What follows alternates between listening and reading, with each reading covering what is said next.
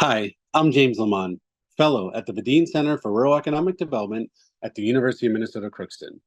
Today, we're going to talk about the nation's 50 agricultural commissioners and what they do, who they are, and how they influence national policy. So, in effect, over the years, just like many other executive powers within government, we've seen an increase in terms of the utilization of agricultural commissioners across the country. Depending on the state, each agricultural commissioner is mandated by either their constitution or legislature in terms of what they're expected to do and what their parameters are with respect to their responsibilities. On top of that, agricultural commissioners are either typically elected or appointed by the governor of that state, and their responsibility is primarily to influence state policy as it pertains to agriculture, as well as encourage, depending on the state, various levels of environmental stewardship. This could be done through a variety of mechanisms, whether they be regulatory or participatory. It just depends on the state.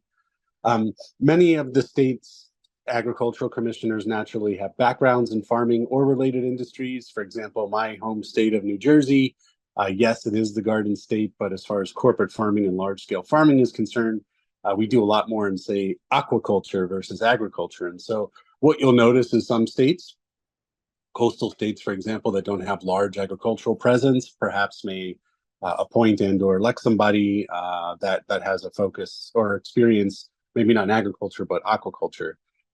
But of the 50 or so, or of the 50 state agricultural commissioners, 28 have actually farmed before their appointment. So pretty decent experience and variety of backgrounds here. As far as influence is concerned, they do play a significant role, not just at the state level, but the national level. This includes their efforts in conservation as well as farming practices. A couple of examples at the state level would be, say, in Colorado, the Commissioner, Kate Greenberg, focuses on climate change and water management because that's her mandate, whereas other states don't have that mandate. So it really depends on the state. North Carolina, there's still a large component associated with tobacco farming, even though that's become relatively taboo in some parts of the country. So it's really interesting to see how these folks are, varied in terms of what they do. Now, moving on, as you see from this map, you've got some states that appoint via committee. You've got other states that the governor appoints, and then you've got 12 states that are elected. So it's pretty fascinating to see the difference in terms of how they get into these offices and perform their responsibilities.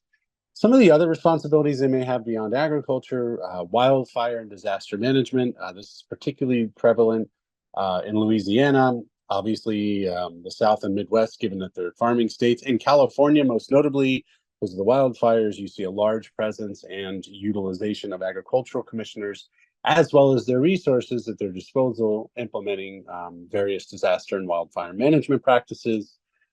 Depending on the state, as I mentioned earlier, there's a sustainable agriculture push that could be led by commissioners across the states. And then as far as shaping national policy, there is a commission like NASDA, for example, where 50 of them come together and recommend large-scale farm bill policy, as well as focus on various components that don't have anything to do with the farm bill, but have a lot to do with agriculture, as far as labor reform, food safety, and pesticide regulations are concerned.